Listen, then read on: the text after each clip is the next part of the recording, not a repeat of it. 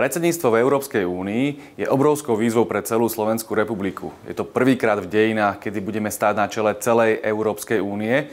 Budeme predsedníckou krajinou Rady Európskej únie a k tomu patrí aj viacero parlamentných podujatí, predovšetkým COSAC.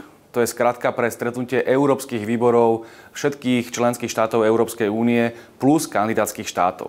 Do Bratislavy sme pozvali vyše 50 politikov z Európskej únie a už v júli budeme rozprávať na tzv.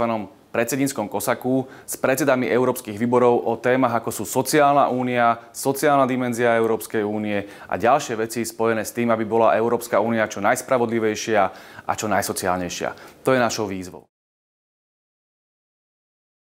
Európska únia je v ťažkej kríze.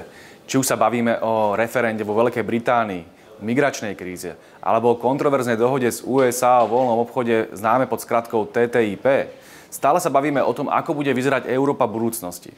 Musíme sa o týchto veciach rozprávať aj s našimi občanmi, musíme sa o týchto veciach rozprávať naprieč všetkými krajinami Európskej únie a parlamentná pôda je tou najlepšou pôdou pre takéto rozhovory. Preto som presvedčený, že práve na Slovensku môžeme mnohé tieto veci vyriešiť. Otvárame otázky, ako sú napríklad sociálna únia, transatlantické partnerstvo, migračná kríza, energetická únia a mnohé ďalšie, ktoré zaujímajú občanov Európskej únie. Slovensko môže v mnohých veciach inšpirovať, ale v mnohých veciach aj byť inšpirované.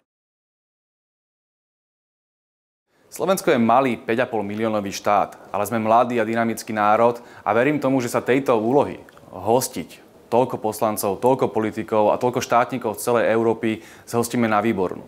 Pre Slovensko to môže znamenať veľmi veľa aj z hľadiska prestíže a budúcich vyjednávacích pozícií Slovenskej republiky v rôznych otázkach, ako je povedzme migrácia a ďalšie.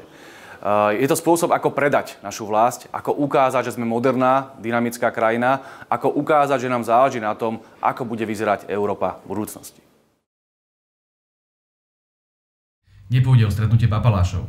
Chceme našim hosťom ukázať Slovensko také, aké je v skutočnosti.